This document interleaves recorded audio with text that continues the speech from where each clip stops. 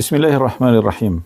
Ditët kalojnë dhe muajt pasojnë njëri tjetrin dhe vitit 1447 në të cilin ne ndodhemi, avash po i vjen fundi. Mirë po kujdes. Ka akoma kohë. Sonde me barazinë dhe bekimet e Allahut Azza wa Jall, ne kemi hyrë në 2 muajt e fundit të këtij viti. Që do të thotë njëkohësisht se sapo kam rritur dhe është shfaqur në horizontin e ummetit islam hana e re e muajve të haxhit, muaji Dhul Qa'de, që pasohet nga muaji Dhul Hijja. 2 muaj të cilët i përkasin atmosferës së begatë të 4 muajve të shenjtë. 4 muaj të shenjtë nisin me muajin e parë të vitit kalendarik hijri, që është muaji Muharram, dhe pasohen nga muaji Rajab, pas së cilit vjen muaji Sha'ban dhe muaji Ramazan, që pasohet nga muaji Shawwal dhe më pas muaji Dhul Qa'de dhe përfundon viti me muajin Dhul Hijja. Çfarë do të thotë dhe që mos ju ngatërroj? Në kalendarin islam, sipas Kur'anit famulart, në mesin e 12 muajve, 4 prej tyre janë muaj të shenjtë. Që do të thotë 4 muaj në të cilët Allahu i madhruar në mënyrë specifike ka ndaluar zullumet, prapësitë, të keqen, gjunahet, dhe na ka nxit nëpërmjet surës At-Tauba, duke na thënë se në mesin e 12 muajve, 4 janë muaj të shenjtë. Fala tadhlimu fihinna anfusakum.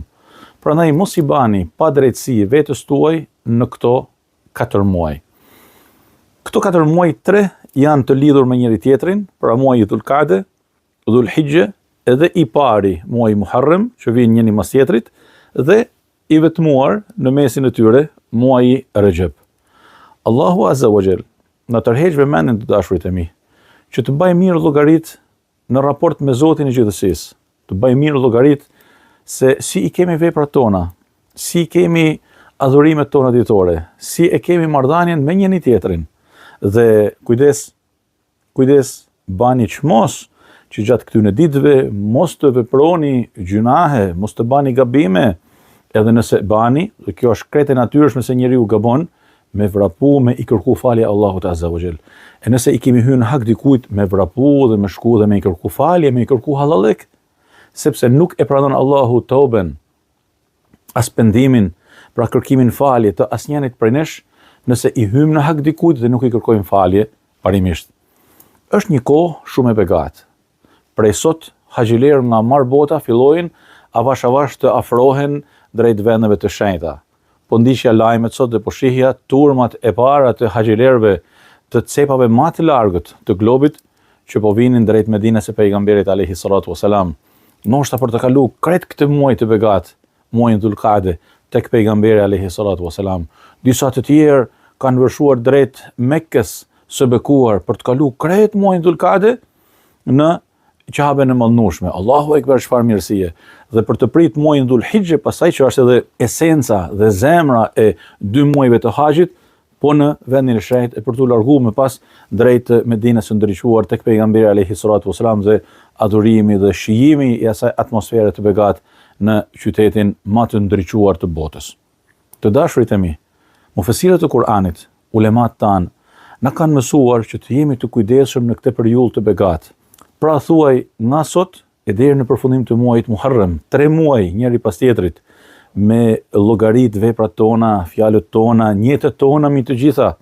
Ne sapo kemi dalë nga muaji i mallnueshëm i Ramazanit, jemi përpjek maksimalisht me u distancu nga gënjeshtra, nga thashëthemet, nga nxitimi, nga përgojimi, nga fjalët e kota, nga veprimet e padobishme, nga humja e kohës.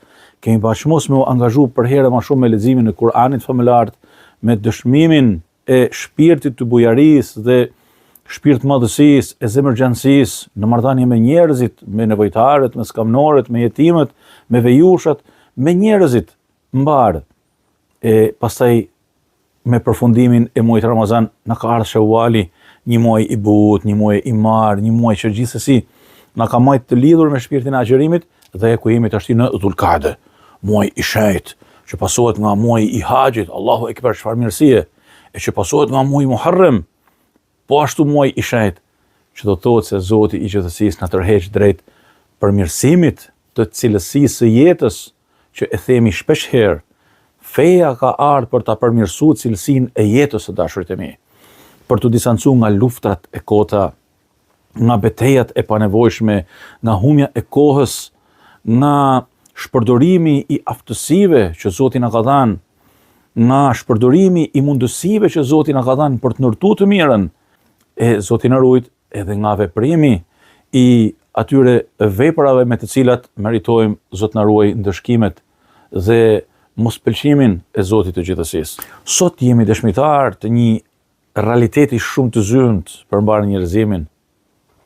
Fal arrogancës së çthurur, fal egoizmit të sëmur, po dëshmojmë gjithandaj në përbot veprime dhe masa nga më të egrat që ja vështirësojnë njeriut jetën me faqen e Dheut.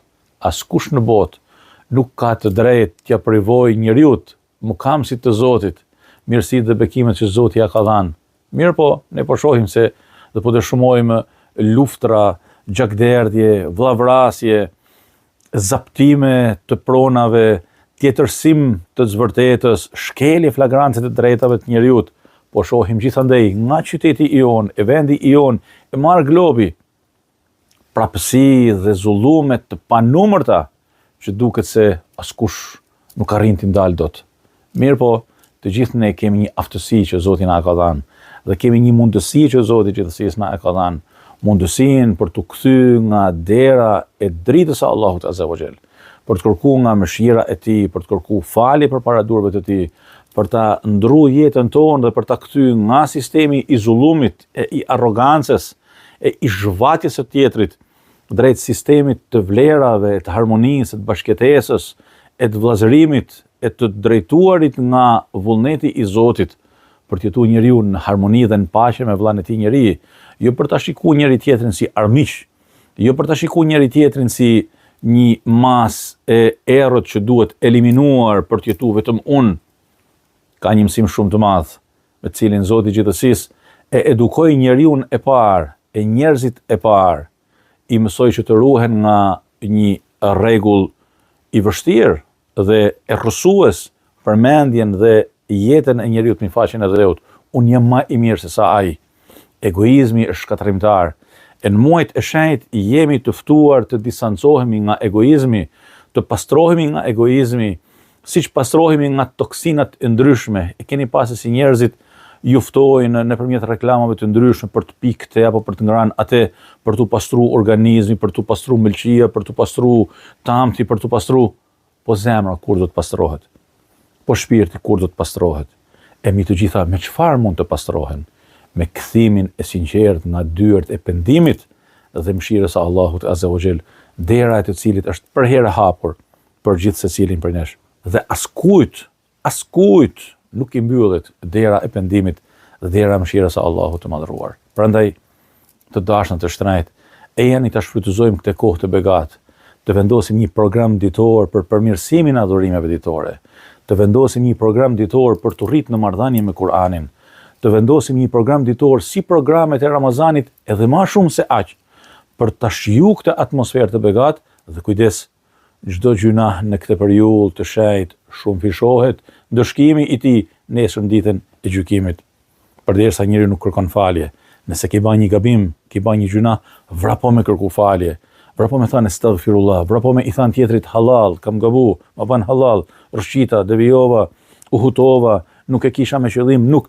Vrapo me përmirësu jetën tane, vrapo me përmirësu marrëdhëniet me tjetrin, kushdo qoftë tjetri. Dhe mendo se një ditë do të kthehesh, sikurse edhe unë, tek Zoti i gjithësisë. Dhe atë ditë nuk ka me pas vlerë as miqësia, as pasunia, as djellëzit, as zigzaket, as dashakëtësia.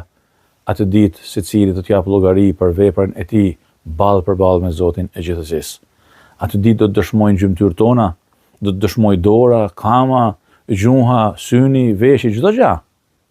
Prandaj të dashur të shtrenjtë, e jeni të kthehemi nga Zoti i gjithësisë me pendim të sinqert, të distancohemi nga përgojimi, nga veprimet që nuk tërheqin bekimet e Allahut Azza wa Jall në jetë, dhe të ruhemi nga duaja e atij që është bën pa drejtësi.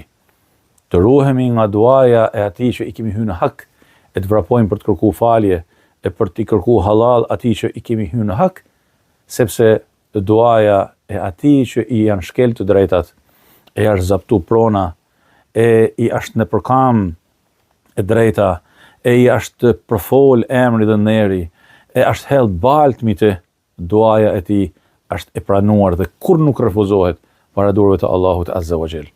Prandaj të ruhemi fort nga e keqja në këtë ditë, e të përmirësojmë cilësinë e adhurimit, e të kthehemi me zemër të pastër nga Zoti i gjithësisë për ta shijuar çdo ditë si një mundësi më shumë drejt afrimit me Allahun Azza wa Jall, e për shijuar çdo ditë për këtyre ditëve të begata të adhurimit, të agjërimit, të leximit të Kuranit, të përmirësimit të adhurimit, të punës së palodhshme, kudo ku Zoti na ka vendosur në jetë, për të punuar fort për të arritur qëllimet e larta, në mënyrë që individi musliman dhe shoqëria muslimane të jetë përherë elitare dhe prinjëse e elitave drejt zhvillimit dhe përparimit, drejt të mirëqenies dhe sigurisë, drejt të paqes dhe harmonisë, në mënyrë që të jetojmë këtë ditë të metuna të jetës sonë me bekimet dhe mëshirën e Allahut, larg gjunaheve, larg egoizmit, larg arrogancës, larg zullumeve. Allahu ju dashtë.